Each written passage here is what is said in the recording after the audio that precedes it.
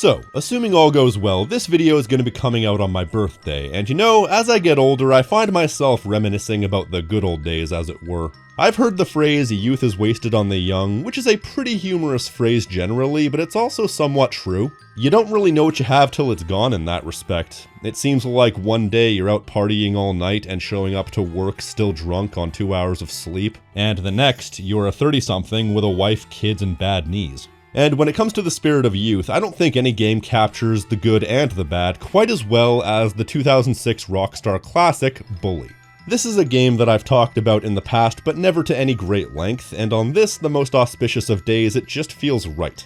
Bully is the most significant game that was made by Rockstar Vancouver, go Canucks, and it was subject to no small amount of controversy. Then again, it was never not going to be. After years of pushing the envelope with games like Manhunt and the GTA series, Rockstar's bad reputation would hit its apex with GTA San Andreas, and in particular, the hot coffee controversy. Because God help you if you show the most vanilla sex scene in the history of man in a video game. Violence? Yeah, whatever.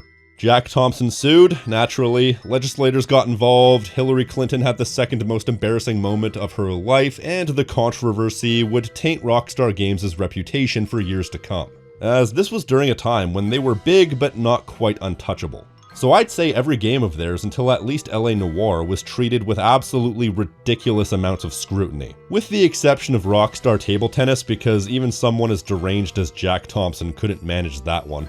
Bully was of course no different, having ridiculous assertions made about the game's content sight unseen. In fact, I believe the term Columbine Simulator was literally a phrase that was used, which is quaint for so many reasons. Remember when manufactured controversy over content in games was started by people who weren't also playing the games? There were even protests, believe it or not, and I believe if you search hard enough, you can actually find videos of the protests happening. So this is all to say that Bully got caught up in a media firestorm that it really didn't deserve, both because in many ways it's actually fairly inoffensive, especially for Rockstar game standards, and also for the fact that it's among some of the best sandbox games I've ever played. Although the game endeavored not to make it easy for me, the PC version wouldn't work even with mods, so I tried emulating the Xbox 360 version, which had a severe stuttering problem, much like me in elementary school.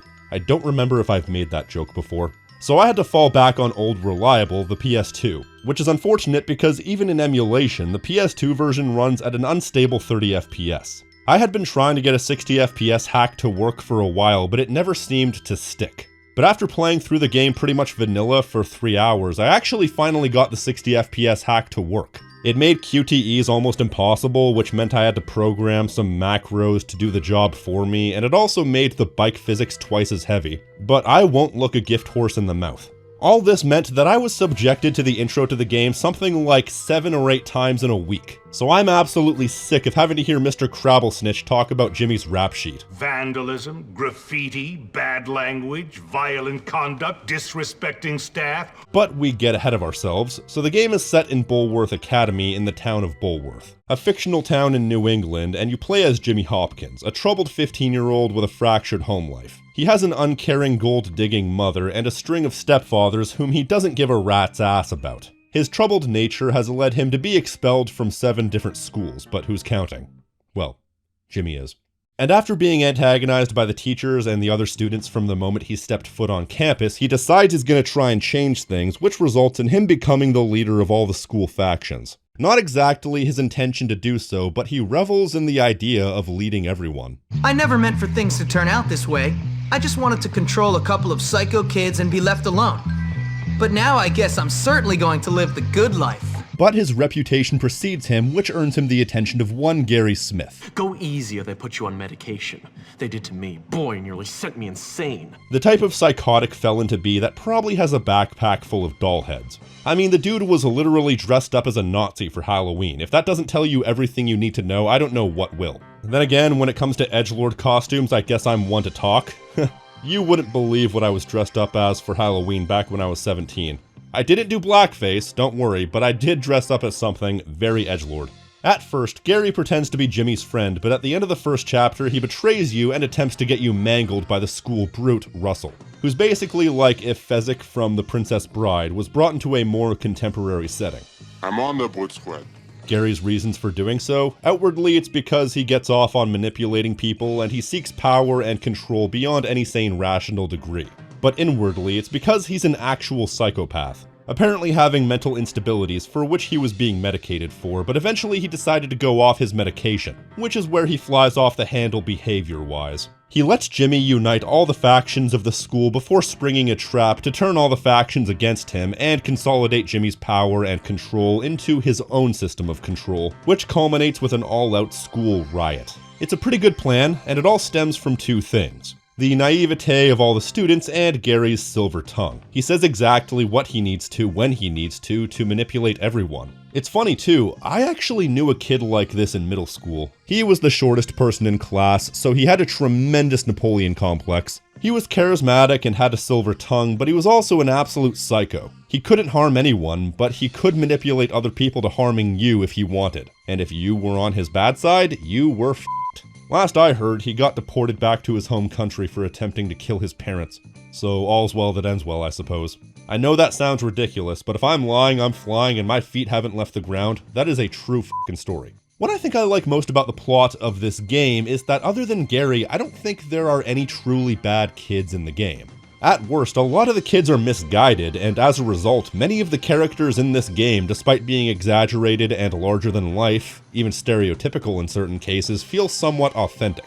Jimmy, for example, is a character that's clearly acting out to try and get out of life what he's missing.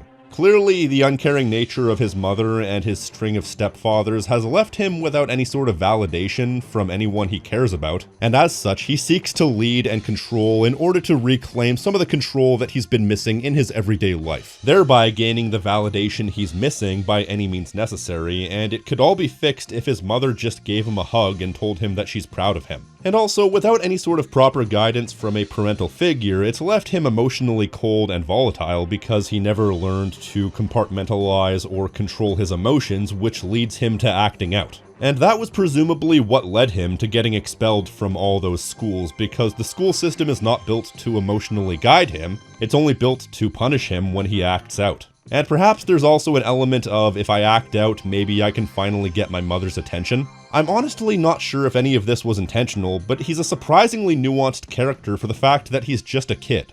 Funny story though, I remember one time doing a bit of research on this game and I found an entry about Jimmy on some wiki, I think the Heroes wiki, and somebody had vandalized the page to make Jimmy out to be the most pathetic human being to ever walk the earth, and I don't know why. Probably some in-joke or something, but unfortunately it's been stricken from the internet. The other lead character is PD, who's sort of the school punching bag. Considered too cool to hang out with the nerds and too much of a loser to be in with anyone else, so he ends up alone most of the time. We wouldn't let you into our gang, Pete, because you're weird. Weird? Look at you, you've got a weak bladder. He's shy and awkward and comes across as though he has depressive tendencies and probably some undiagnosed behavioral disorder, possibly ASD. He's too conflict averse to stand up for himself and is also so desperate for companionship that he will be friends with anyone, even if they're abusive. I also get the impression that he's probably gay, and I'm apparently not the only one to pick up on that. There are a few lines that hint at this, but to me he kinda gives me Nico D'Angelo vibes, kind of belonging to that character archetype where he understands that he's different but doesn't yet possess the emotional intelligence to understand why, and the fact that he is different is partially what makes him an outcast. Because you're weird. And what's funny is, all that analysis is just on the 3 main characters, and this game has something like 70 individual characters within the school, and that doesn't include the prefects, the teachers, or all the residents of the town. And while not all of them are included in the story, a good chunk of them are, each with their own distinct traits and quirks. And at the very least, they come across as distinctly human. Even while there are characters that don't get involved with the plot, the fact that there are this many individual students with their own designs, voice lines, and in some cases fighting voice lines makes the school feel much more fleshed out than it would have otherwise been had they been a bunch of generic character models. I especially really appreciate how far they went with fleshing out the adult characters when they especially weren't going to be the focus of the story. The disgusting lunch lady, the drunk English teacher, the promiscuous art teacher, and so on. Overall, it's just a very compelling and distinctive cast of characters. And that's why the thing I appreciate above all else about this game, and the thing that brings it together, is the setting. To this day, I don't think I've ever seen another sandbox game set in a boarding school like this. This was basically the topic I made on Bully some years ago, but it's worth reiterating that this is potentially one of the most unique, if not the most unique sandbox game ever made. And as a result, it opens up a lot of possibilities for characters, storytelling, and gameplay. For example, even some of the most controversial games of all time are loathed to include children because there's no more surefire way to get your game banned than to give players the ability to harm children. But then again, Rockstar games never really played by any rules but their own. So what you end up with is a game that's able to explore themes that other games can't. In particular, the trials and tribulations of school life, whether it be petty mean girl drama, relationship drama, rich versus poor, the double standards of school sports stars, anything to do with the character of Ernest, and just good old-fashioned bullying.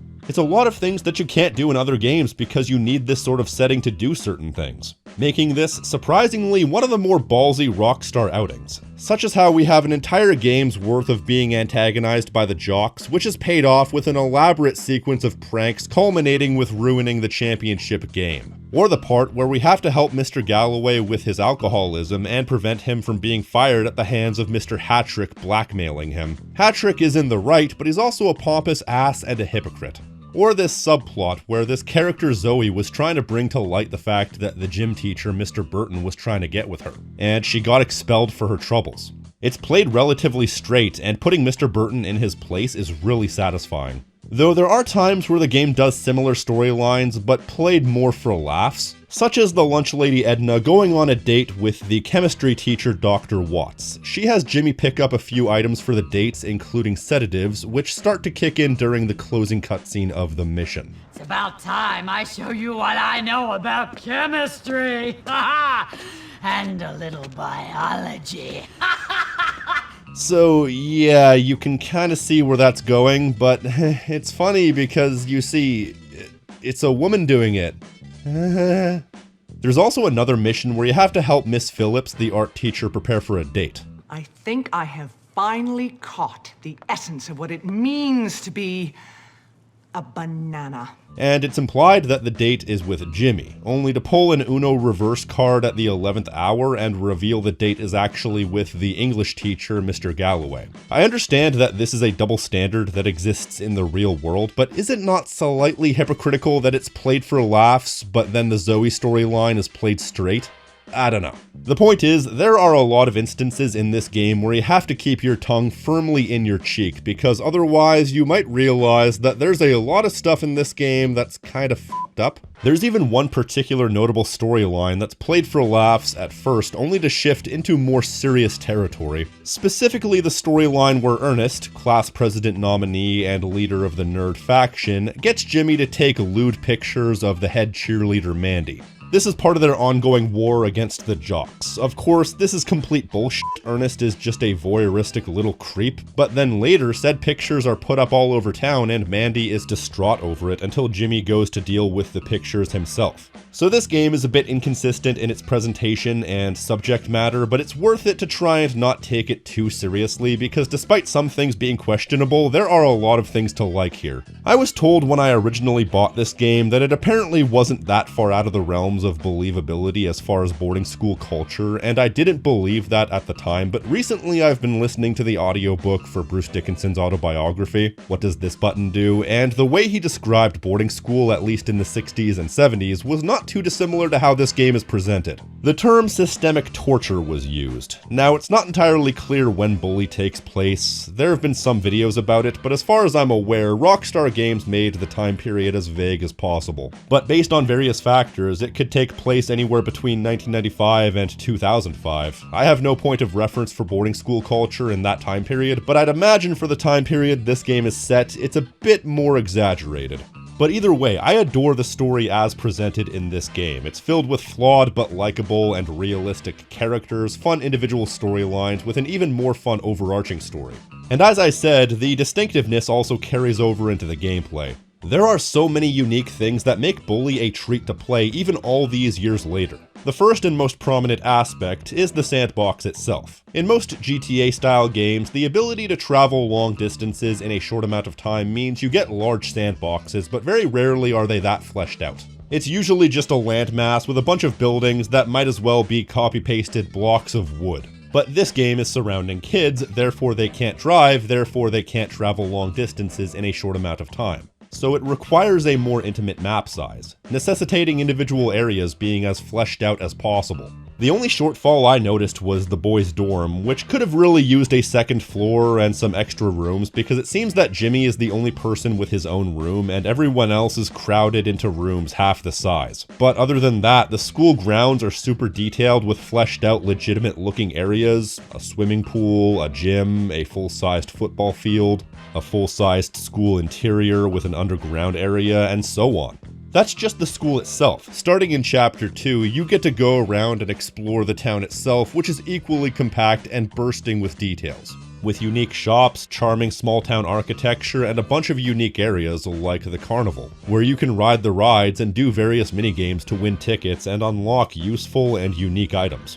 And then from there, you're able to open up the slums, then the industrial area, which has an insane asylum that you have to go to multiple times. And then you have tons of backwoods areas that connect all the various pieces of town, and if you explore, you'll find tons of Easter eggs, including a sunken pirate ship and a pirate that you can actually fight. Then because your fastest means of travel is a moped, it still manages to have a grand feel while also including a level of detail that you don't really see all that much. Plus, they make really good use of the space, for example, designing entire unique areas in the carnival for single missions, or certain buildings with rather elaborate interior areas for the same reason. There's just so much detail to the sandbox that you wouldn't get if it was a more thinly spread gameplay area. And on top of the uniqueness in traversal and the map, you also have the uniqueness of the gameplay progression. First of all, everything is reliant on a timer. Given that this is set in a school, you have a schedule. You wake up at 8 o'clock and classes are at 9 o'clock and 1 p.m.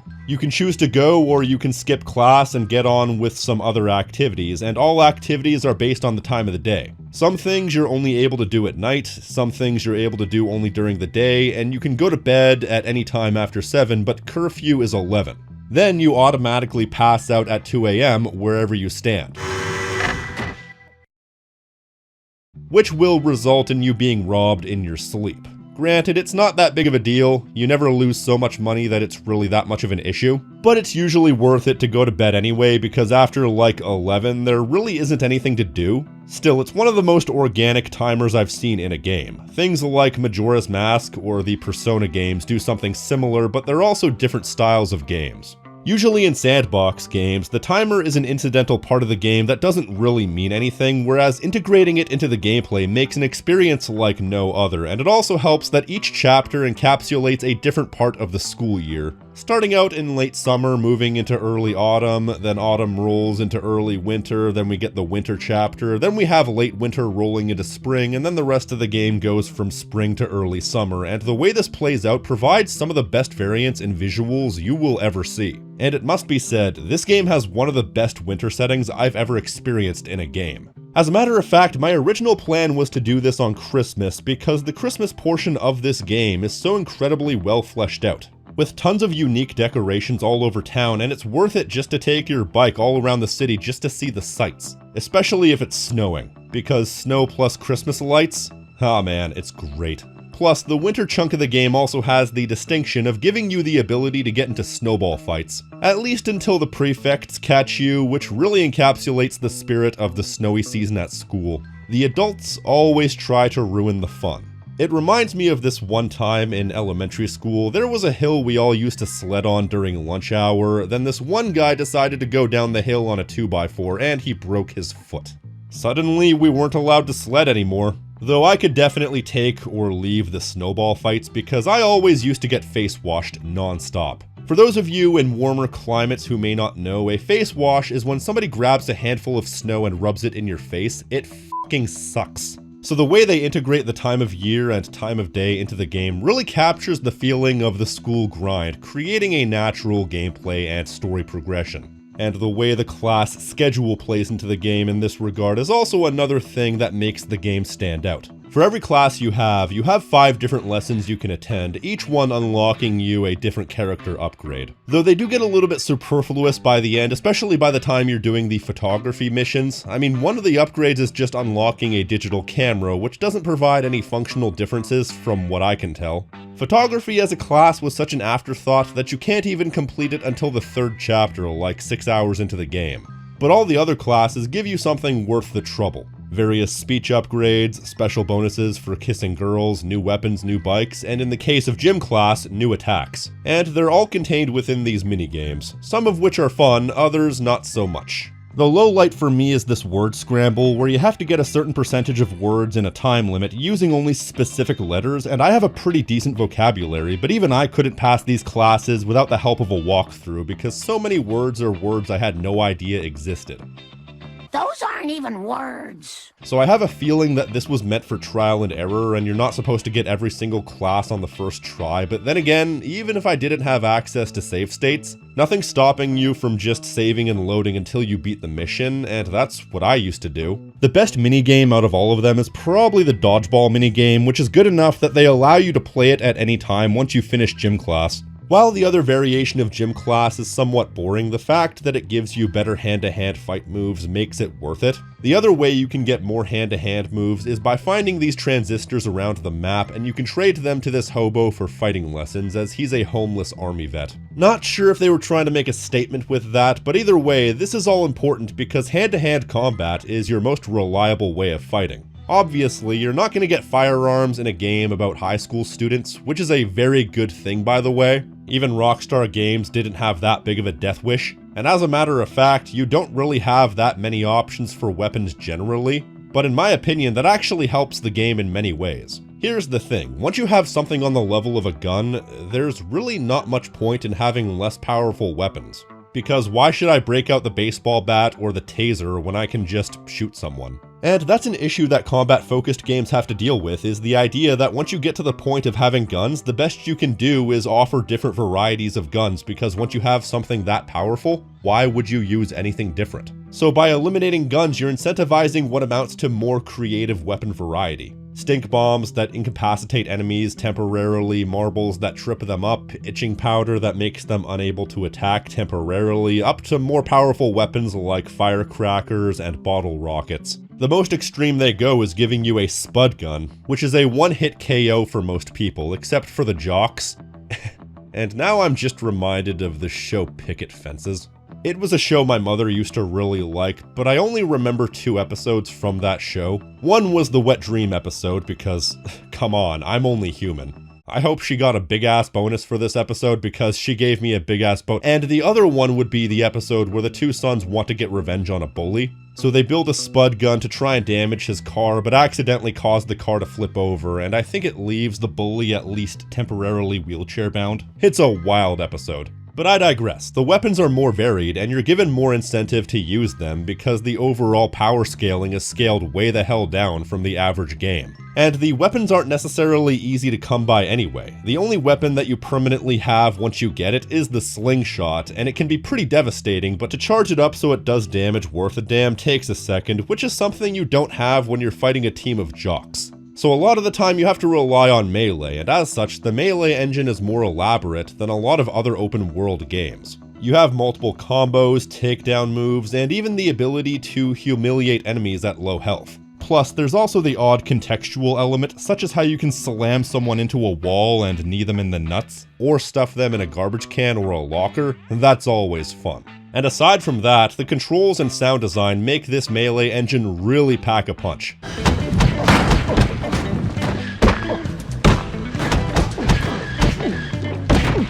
So overall, this is a really excellent melee engine, which shows how absolutely horrid the melee engine is in something like GTA 5, where there's like one attack and the first person to correctly hit the counter button will win. But then again, that's an example of what I was just talking about. Who needs to design a good melee engine when you have 5,000 guns? So the players are never going to need to use melee. All in all, it creates a varied, unique, and hard-hitting combat engine, and of course, the difficulty of combat relies entirely on the faction you're facing. Depending on the point in the story, the different factions will have various levels of respect for Jimmy, and if it's below a certain level, it's literally on sight. The nerds fold like origami, so they're never that much of an issue. The preppies are a little bit tougher, but they tend to fight with ranged weapons like eggs. The greasers will fight you head on, and they're a bit of a challenge, but not too much. And of course, there's the aforementioned jocks. They are the toughest enemies in the game. You do not want to get caught in a fight with more than like 2 of them. At that point, you might as well just run away. Or at the very least, run within viewing distance of a prefect or a teacher, because most people will back off if you do. Of course, there's also the bully faction, who I often forget are even a faction in the game, because after Chapter 1, the only person with any sort of story relevance would be Russell. But I'd say the bullies and the townies are roughly on the same level of difficulty, but one of the best parts of these fights is the fact that every single group of enemies has a unique fighting theme. My absolute favorite is the nerd fight theme, which sounds like cheesy chiptune music.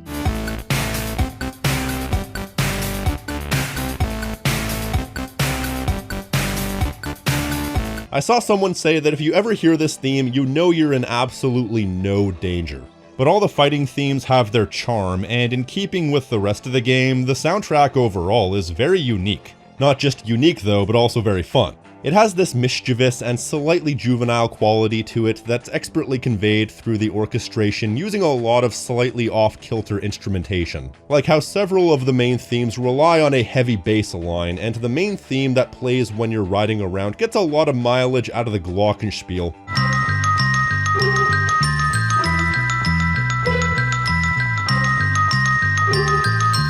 Thank you to musescore.com, I was about to call that a xylophone. It makes the main traveling theme feel jaunty and adventurous while still maintaining the mischievous tone. And a lot of the other music tracks are very funk inspired. I really noticed that with the preppy fight theme.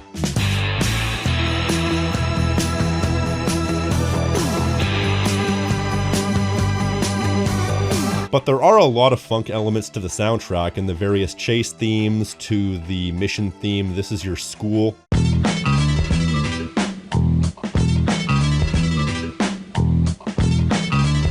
And while it usually bounces back and forth between these two styles, it still conveys the tone of the overall game impeccably. But getting back to the game, I mentioned the prefects a minute ago. It's another thing I find quite morbidly humorous about this game is the fact that you're not the only one who can get in trouble. If someone does something in front of a prefect that's worthy of detention, they will get tackled and dragged into the principal's office. A far cry from a lot of the GTA games where trying to help out the police will result in you being shot. Even when you're out on the town, this can apply for the police. I remember at one point, one of the greasers, this fat guy who looks like Jamie Waylett, stole my bike even though my greaser respect was at 100. It's because they will steal any unoccupied bike, and there was an actual police chase. Of course, your bike doesn't despawn until you go to your garage, and so I actually tracked him down and took him down with the spud cannon. Something I've always appreciated about sandboxes, and especially the ones that are truly organic and have lots of different systems interacting with each other, it's these random funny and unique moments that will take place,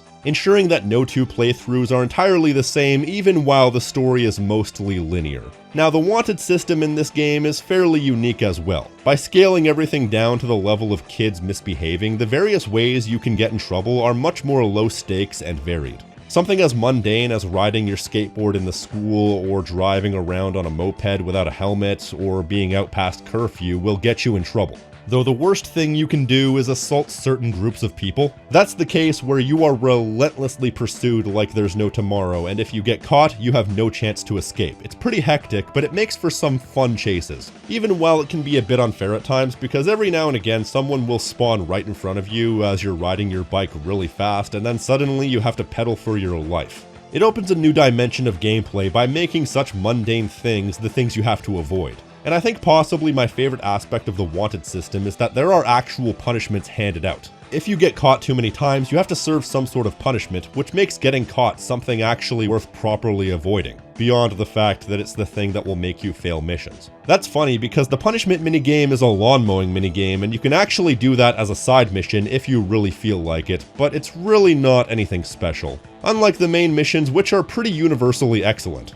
Like this multi-stage mission in the funhouse at the carnival, this two-part mission where you have to roll in on the nerds in their stronghold to take out Ernest. This mission where you have to lure a bunch of preppies into this bike park and then fight them. That Rumble mission where you have to chase down Johnny Vincent and fight him while the cops are on your tail. The mission, The Tenements, where you have to break into the tenements and get Lola's stuff back. Lots of great missions. But as with any sandbox game, there are also some less than stellar missions, the worst of which would probably be the mission Comic Klepto. This guy steals a comic from the comic shop and you have to get the inventory back. But if you have any ranged weapon whatsoever, in my case firecrackers, 2 shots with that and he was down. It's a mission that was like 15 seconds, but that's honestly the worst one I can think of, and I don't think there are any out-and-out bad missions in the game.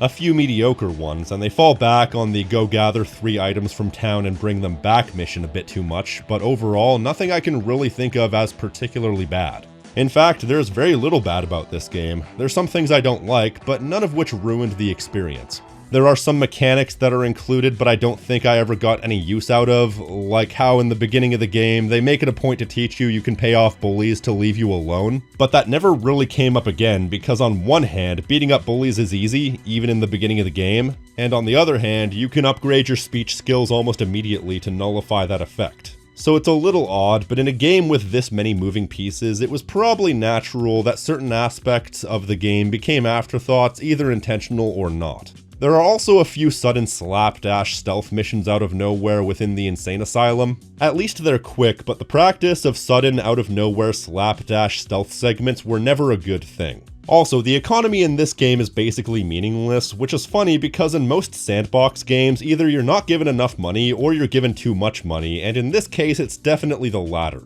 The most valuable thing you can buy is the moped, which you can get for 75 tickets at the carnival, which without the upgrade that gives you double tickets translates to about $25 minimum, which you can earn in no time. Aside from the main missions and the side missions, you also get random favors you can do for money, which I actually really like because it gives you something to do out in the town. They are a bit annoying when you're trying to get to class or trying to get to a mission, like you only have to do any of them once, I think, but they keep popping up, and I had that favor to escort Algie to the library like a dozen times, and it was always at the worst possible time. Also, avoid that one side mission that has you make food deliveries because it forces you into the ugliest, most embarrassing uniform I've ever seen. Yeah, this game has full appearance customization akin to GTA San Andreas before it, and much like GTA, it's one of those things I appreciate the existence of, but never really bothered with all that much. I had to get a haircut at one point so the preppies could dare to be seen with me, but I never bothered getting another haircut after that. Though I will say I would have worn the red ninja outfit for the entire game if I could. Unfortunately, you need to be at least somewhat conforming to the school dress code, otherwise you'll earn the attention of the prefects. But the thing is, you might as well fully customize Jimmy because it's the only thing that costs anything worth a damn in this game. You can buy offensive items, but if you've done like any of chemistry class, you can get them in your dorm for free. And many other items are like $1 each, including soda, which is the main healing item, but even that gets dropped by downed enemies more often than not. So despite liking many of the ways to earn money, the money has no real point. But on the topic of things I don't like, I think the worst thing about this game is the fact that the ending feels super rushed. Most of the rest of the game feels pretty well paced, with each chapter taking roughly 2 hours to beat. But the final chapter is maybe 90 minutes if you take your time, and it had to fit a lot of story into that space of time. Because the story is largely about the fact that Jimmy has finally united all the factions and it all comes crashing down suddenly, and you have to put out fires for every faction, in one case literally, and then you have to investigate to find out who caused all the commotion, finding out that it was the townies.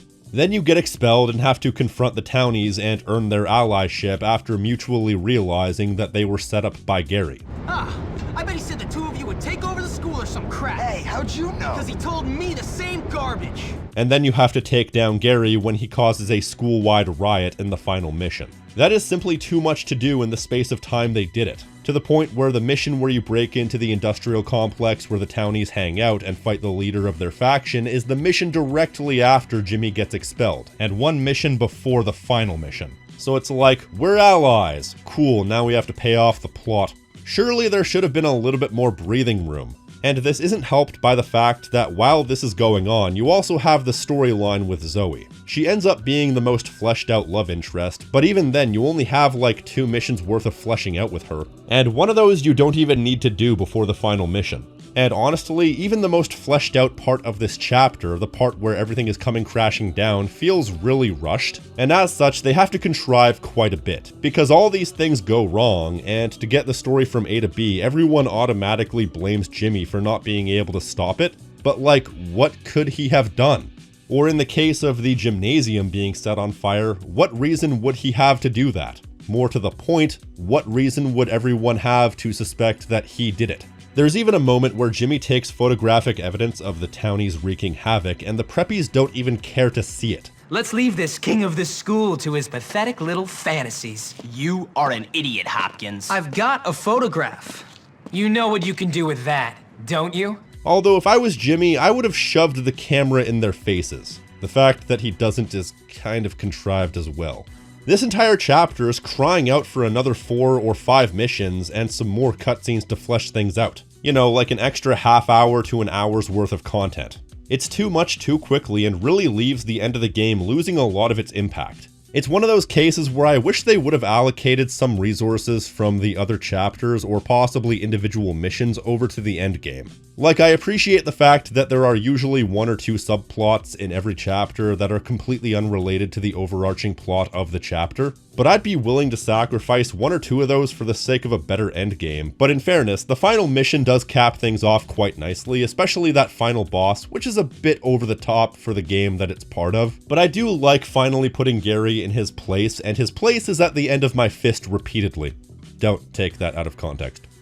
And it's satisfying to see Jimmy finally get his recognition, but it's also nice to see him giving credit where credit is due. Giving Petey his props for being the most consistently helpful person all year, getting Mr. Burton fired for creeping on Zoe, getting Zoe reinstated, and then there's this line. Now about that letter to my mother.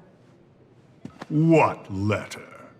I had no idea what he was talking about and thought that, what letter? Quip was a genuine question, like he was expecting Mr. Crabblesnitch to write a letter to Jimmy's mother talking about how great of a student he is or something.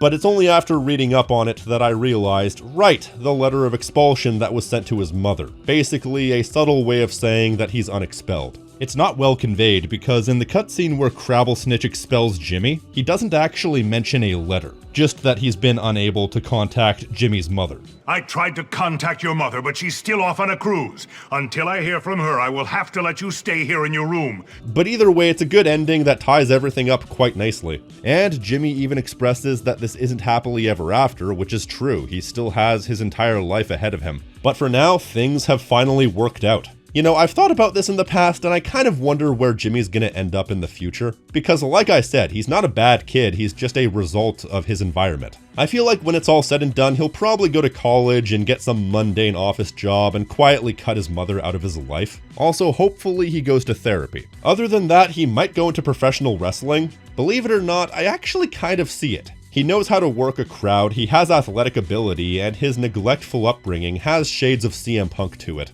The only thing is he's kind of short, so he has a little bit working against him in that sense. Overall, I think Bully is honestly one of my favorite games of all time. It does something that no other game has ever done. And I'm sure there's some people looking at that title and thinking, oh, look, it's clickbait. No, it's not clickbait, because this game does do something that no other game has ever done before, and that something is everything it does. I don't think there's a single other game that exists that has the same or similar unique elements that Bully has. And of course, being unique in itself is not something that makes a game special in itself, but it's also a mechanically sound game where all the individual aspects of the gameplay come together really well and each complement each other as well as being complemented by the setting. It has a really well realized world that's fun to explore and honestly just look at. It has a great, if slightly rushed story that has character and personality out the wazoo.